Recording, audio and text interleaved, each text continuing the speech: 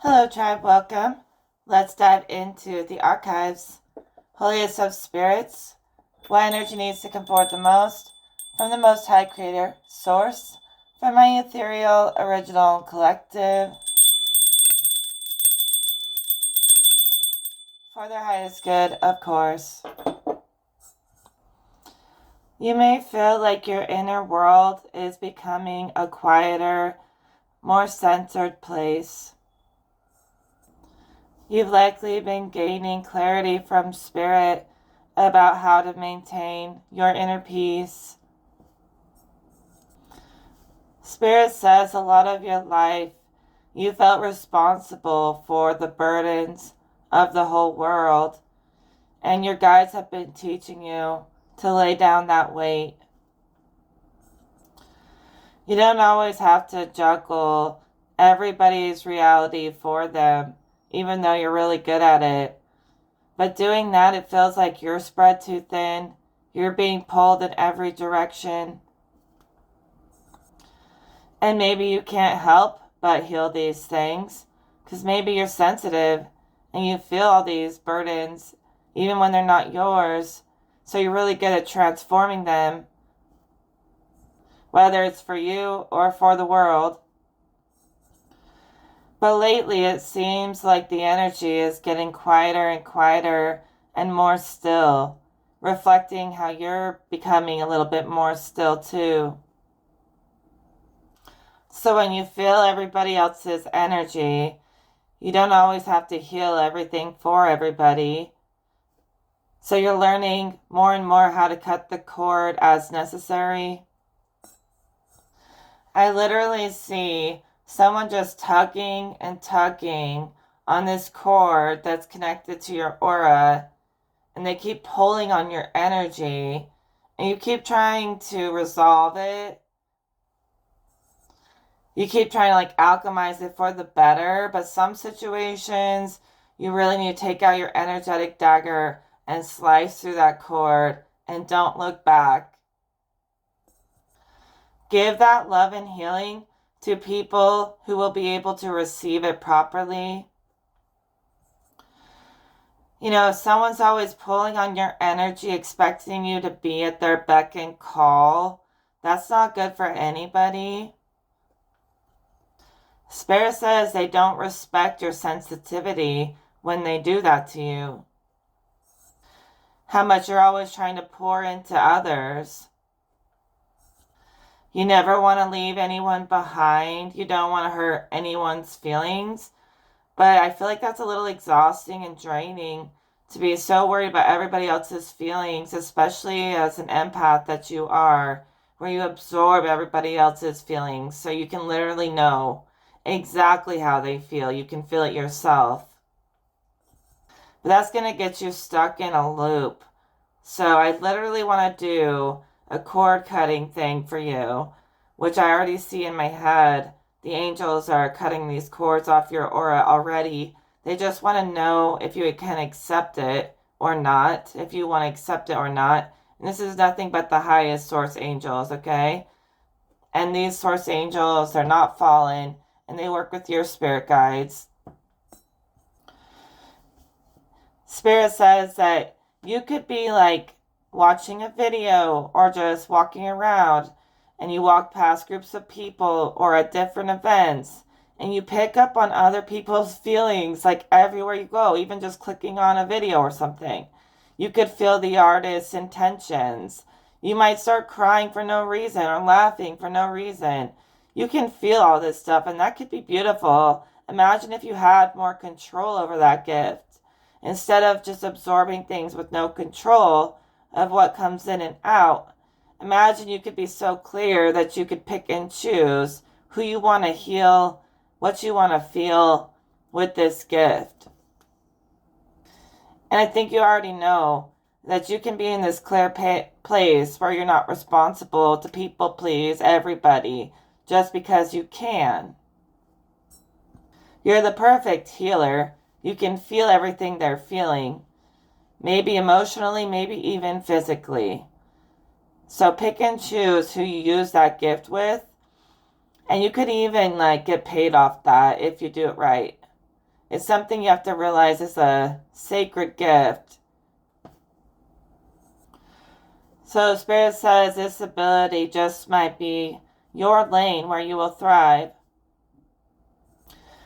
I think a lot of people can feel other people's pain, and that's why they always think they have to do everything alone because they think that, they can barely carry their own stuff, let alone carrying everybody else's stuff. And I understand that and respect that, right? But some people can carry everybody's stuff and they're good at it. They're like incarnated angels. They can shoulder so much.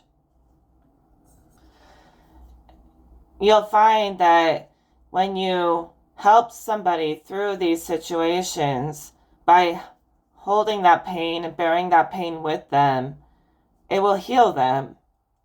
A lot of times there is pain we can't always bear alone.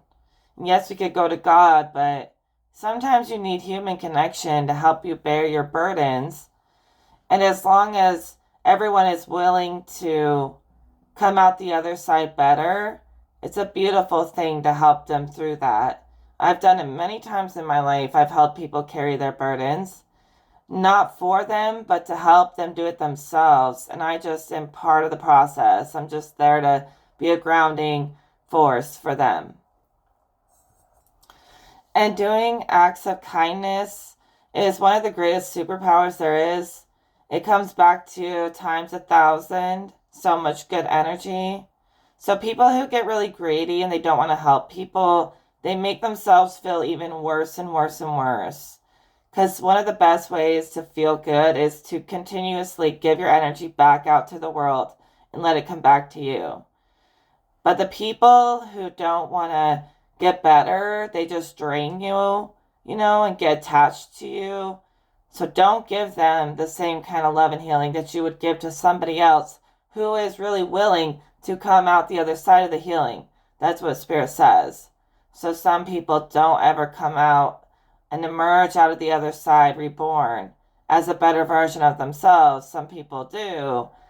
And some of you basically like hold their hand, hold space, hold weight as they go through the tunnel to deal with their own chaos, to come back out of it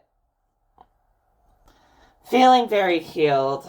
Okay, so the Spirit says that the world is far too selfish and they only make it worse for themselves, thinking they need to reserve all their energy when really you need to keep energy moving and flowing. So it's better to keep on paying it forward to others and then watching it return to you in your favor than to sit there and hoard it. Spirit's calling people hoarding energy as if they were like some rich person hoarding all their money. They're even saying energy is worth more than money.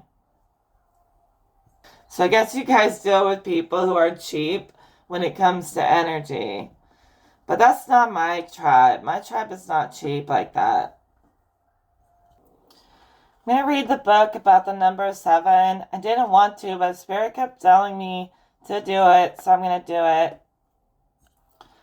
Personally, I see that you've gone through that reset about how you are creating your world for yourself and others. And that reset was like a return to self.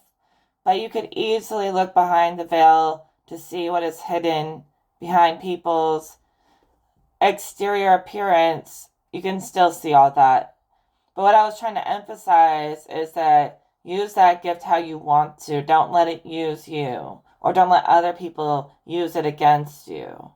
And I'm not trying to say you do, but that's what Spirit says.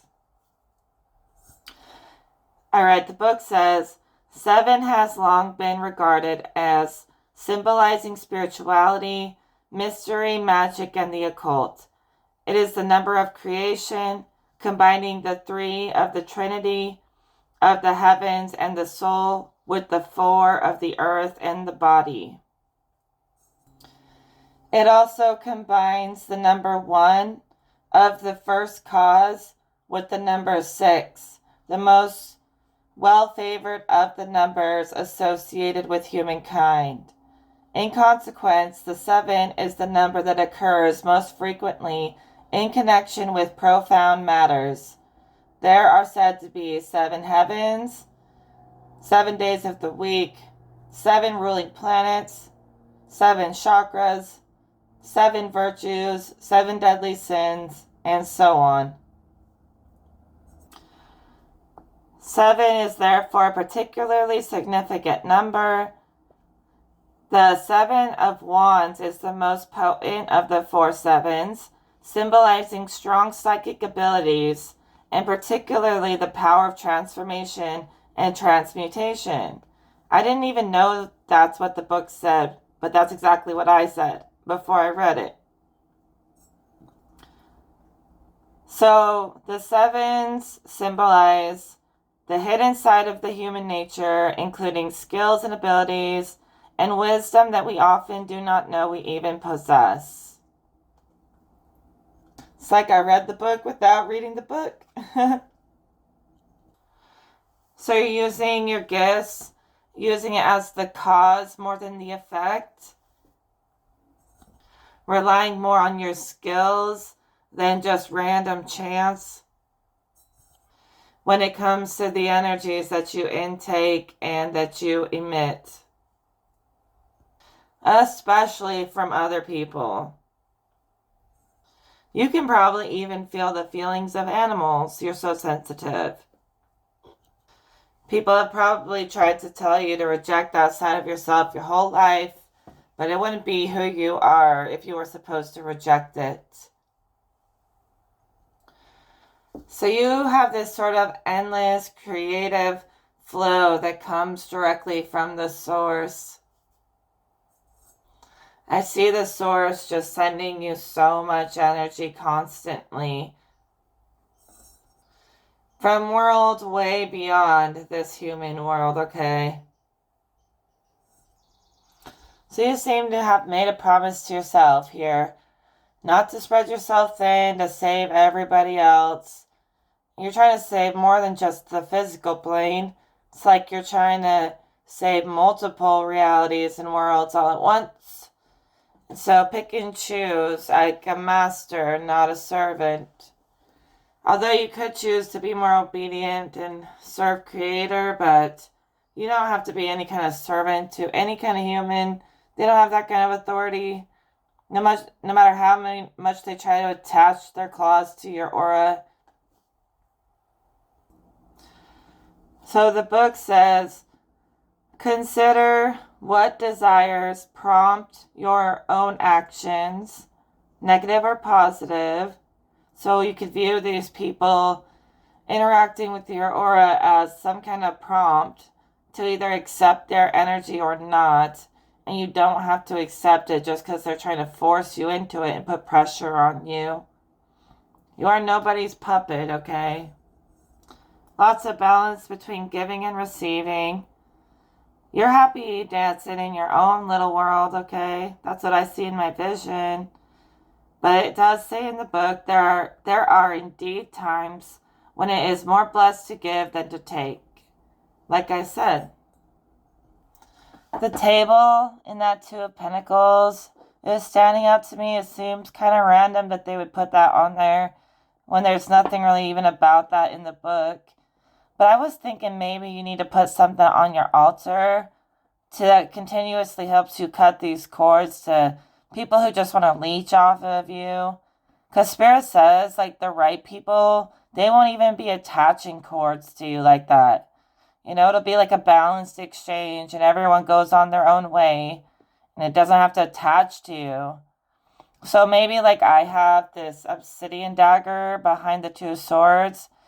You could put something like that on the altar for a while just to keep these cords cut anytime someone tries to put their energetic claws back into you. You know what I mean?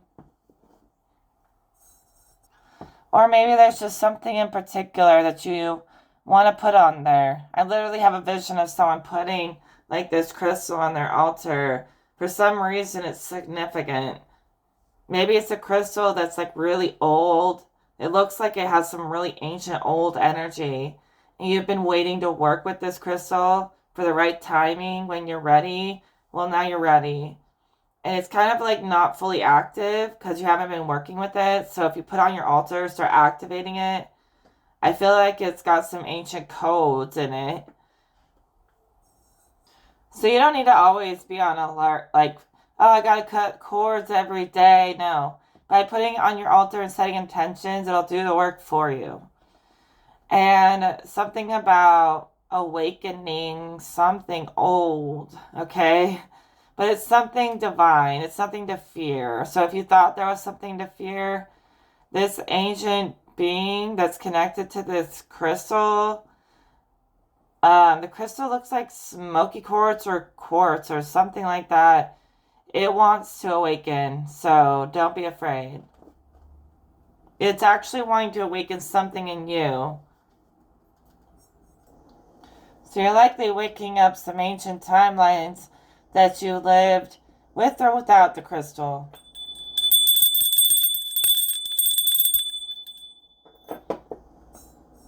Just keep seeing a vision of rocks and crystals, like absorbing memory and code from ancient timelines that we can still tap into.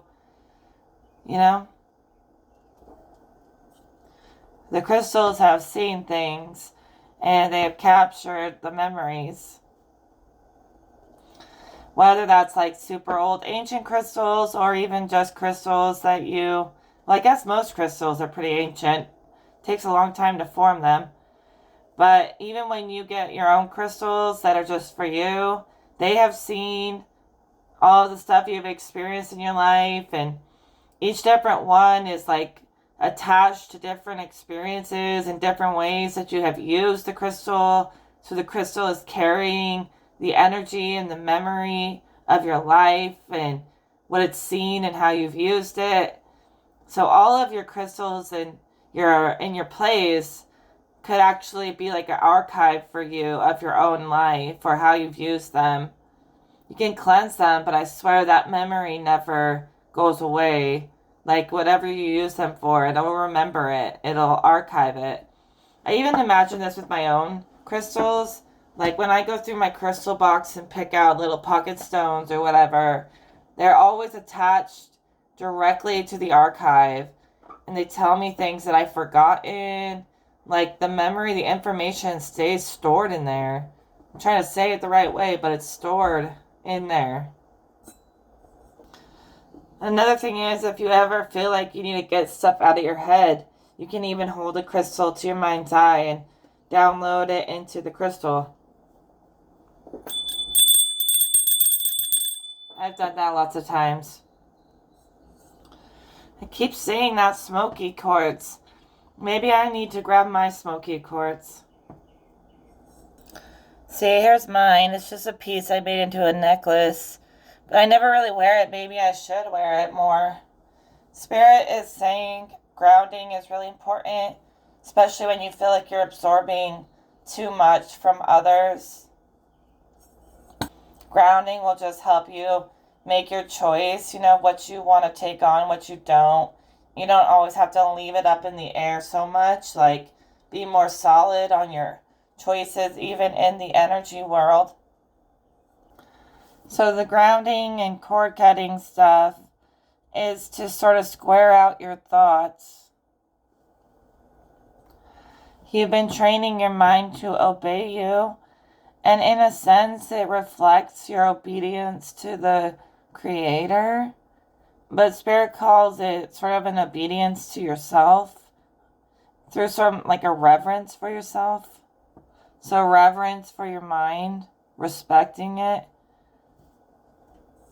is the same thing as having reverence for some higher powers.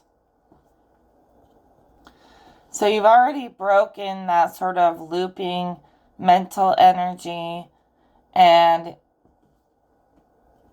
you've already sort of brought order to your thoughts. So you're more so relying on yourself as your source of information, and you're not so fluid in the sense that other people can affect you so easily. So people can't affect you very easily anymore. You're really solid in yourself now. You're standing on your own knowing, okay? or that part of your knowing that connects to source somehow. Somehow it's showing me like the same thing at the same time. Things that work through God also work through you somehow. And it does establish natural order through you. You like order. And it's a part of your being, part of your energetic signature. So you were always trying to create order for other people, but now you're doing it for yourself. And that actually helps other people more because they see that you know yourself. You can't be swayed from yourself. So they know now that they can't just push you around. That's not going to work. You're stable. You got your feet on the ground and they really can't push you around mentally or in any way anymore. Yeah, I think you're done using your gifts to deal with people's little mind games. You're focused on bigger worlds than their little mental tit for tat battle of the wits or whatever they do. So you've realized that was a big waste of time to even engage. You've been just dealing with someone who's always trying to challenge you as if you even care when you don't. Or they know you're very caring, so they try to play off your caring nature to make you sort of cater to them. And I feel like you love to give favor and cater and nurture people, but you're not going to do it for someone who's trying to force you to do it. You more so want to do things on your own terms, I'd say. At least you're starting to stand in that energy more often. You're also thinking things through before you act on it, not allowing yourself to act in a lower nature because someone else was pushing you there. You're really thinking things through before you take action, not to try to play anyone, just because you actually want to get out of the game. So you see like people who don't think before they act create more and more chaos and drama. So you're trying to take your time to avoid the drama. You're being a little bit more strategic, but not to play games, just to bring wisdom. So I'm seeing a reality where duality doesn't really apply anymore in the same way. You're more in the center, you're balanced, okay, you're centered in yourself. And if we remove duality, it doesn't have to be the self versus others and this versus that all the time. They can exist sort of simultaneously, so you could view that being obedient to yourself is being obedient to God in a way. Being obedient to your soul is being obedient to God. Loving yourself is loving God. And you can also spread that and share that with other people. But it doesn't have to be like either I love myself or I love God, and it can't be both. It doesn't have to be that way. It can very much so be both. You just want to stay like on those scales where the scales are naturally balanced. You don't want to pour too much into either cup. You want to keep it sort of level. So you're keeping things very level, okay? You realize that you have a lot to bring to the table. You have a lot to offer. But to keep things balanced, you have to also receive and let other people show you what they got. But also you want to like participate in this evolution without having to play petty mind games.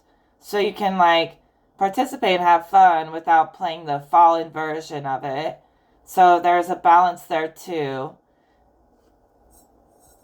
So I keep seeing that you're pouring into your own cup, but your cup starts to drain out if you don't let someone else pour into the collective cup as well on the other side of the scales.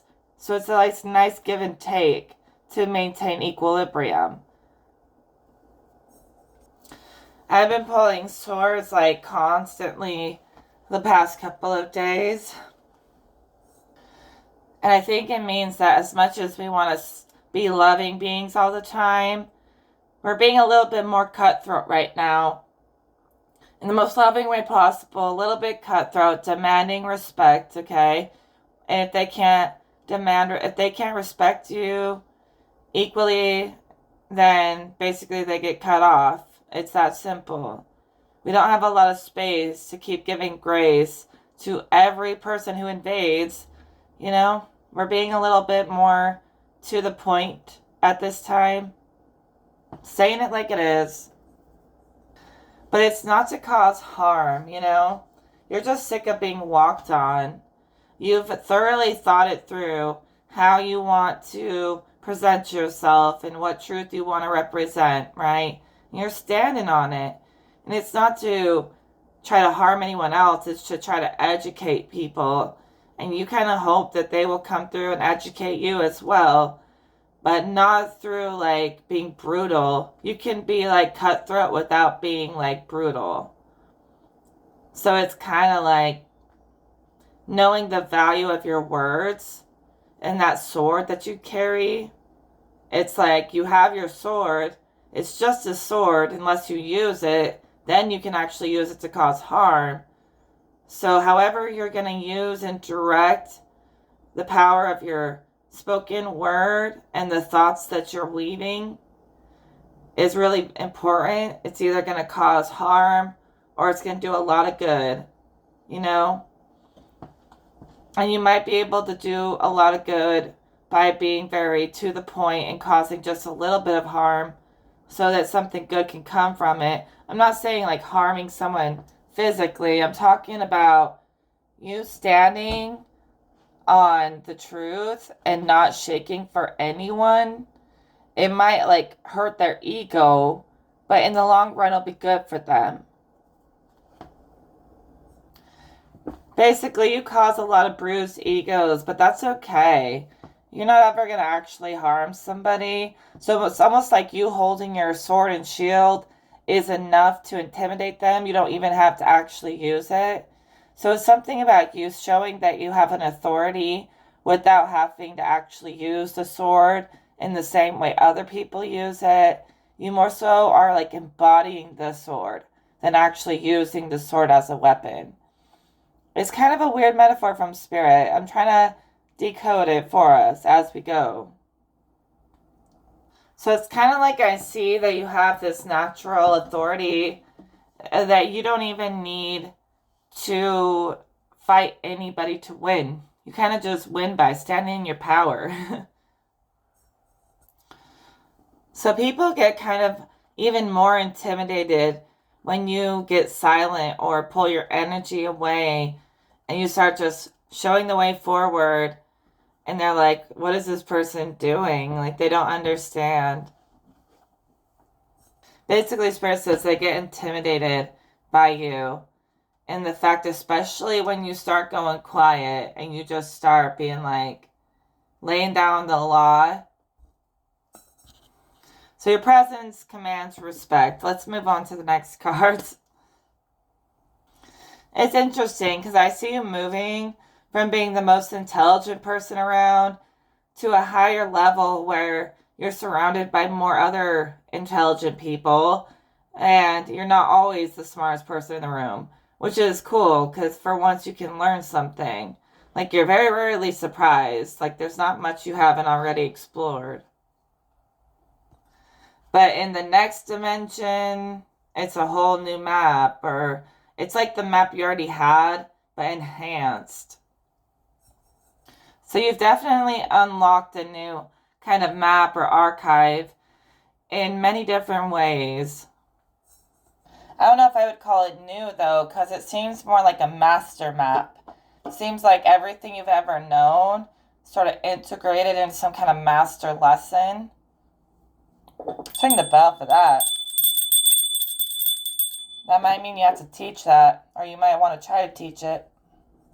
See, I see you trusting what God and all this has in the archives have taught you more and more. Like, you're open to learn, but you learn a lot more by, like, diving into spirit and stuff like that.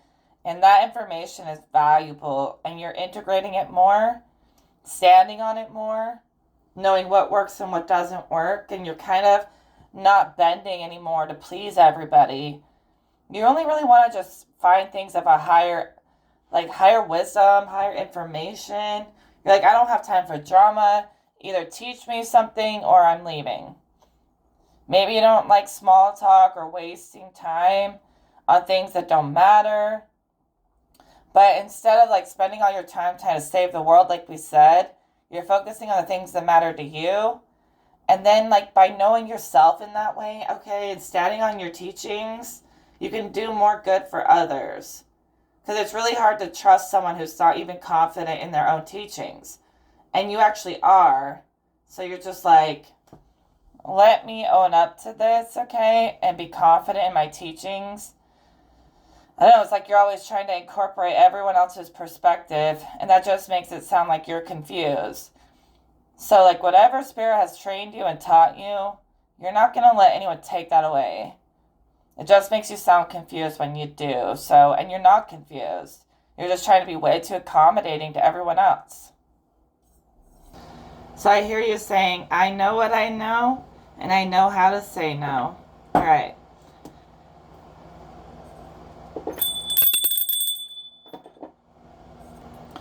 So you've been in your high priestess, high priest bag. Okay, you have a connection to the book in her hands, like I said, to the archives, the Akashic records. And you have a connection to the librarians who watch over the Akashic records. And you're learning really well how to translate it. It's kind of written in a different energy language, so your translations have been getting better and better. Spirit says there is like a unified language that everyone can speak. It's kind of like a language of the soul. And a lot of you are finding ways to speak without words. Some of you may even talk in tongues, actually. So there is a lot of emphasis on the power of turning that internal world into an external world through your words and actions, but you're not doing it in the normal way. You might be able to say something in tongues and then translate it into English or something like that. And it's like you could be speaking like what sounds like gibberish, but somehow you understand what it's saying somehow. See, some of those ancient beings, ancient part of yourselves that you woke up is what's connected to this language. Some of you guys know other languages that were forgotten, and it's coming back to you. I keep picking up on the energy of past life memories and things like that coming back to people in different ways, in lots of different ways. So you can get flashes of your past lives, even like ancient timelines. Some of you guys have been around since like the freaking beginning. If there is a beginning. Some of you have been around since God sparked into existence, okay? That's what I'm talking about, Spirit, talking about God, talking about you as if you're like one being. You're so freaking close to the same spark and the same signature. A little bit different, but some of you have been around even before the earth, like since times of formlessness, where we all sparked into creation. You've been around and you remember stuff like that. So some of you are even more ancient than the whole material plane, okay? No wonder you don't got time for that. Spirit says, but you do have time to be timeless. Whatever that may mean. A little bit of a riddle. So you likely view this high priestess energy as being, very evolved. So anyone who's just stuck in adolescence and never grew up and doesn't know how to talk to people respectfully, I guess you're just letting them go.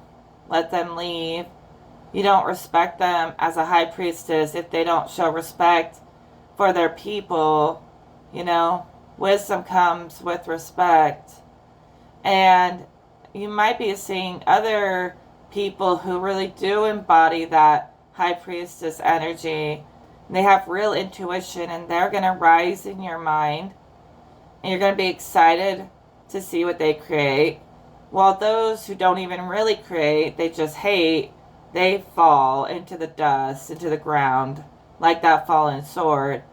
But the real high priestess, could you please stand up or just sit down on your throne? But that flying, soaring sword above the gate, that is the real high priestess. Like the real Slim Shady. But it's a high priestess that doesn't need to be shady to win. Okay? So there's something about that. It's like you've mastered your shadow, that you don't need to throw shade to feel successful. See, your shade is like the shade of a tree on a super hot day. Someone feels like they can go into the shade and cool down and rest. That's the kind of shade you have. And it's not the kind of shade where you're trying to block other people's shine. Alright? So your shadow is to help comfort people, and other people use their shadow to try to block the shine and block the sun. But when you block the sun, it helps people feel more comfortable as they travel on their path. Something like that. I'm trying to interpret the message from Spirit. You basically help people cool down and reflect. And you're not focused on trying to block or steal someone else's shine. At least that's the reference that I'm getting from Spirit. So it's interesting. You're like tempering energy without even trying. And it's kind of working in a way you wouldn't expect, because you're more so like stepping out of the way and just doing your thing and allowing higher forces to find the middle ground for you, instead of trying to force yourself to find the middle ground. You're kind of giving it to a higher force and just sort of doing your own thing and noticing how that works out better sometimes than trying to control it yourself. Sometimes.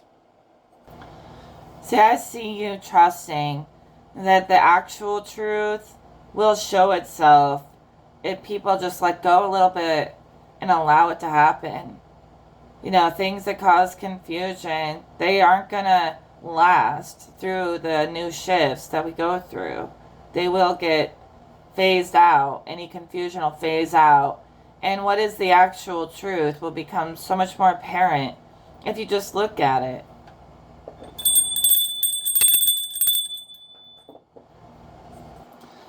Well, my phone's about to die, so I'm going to wrap this up with the Seven of Cups.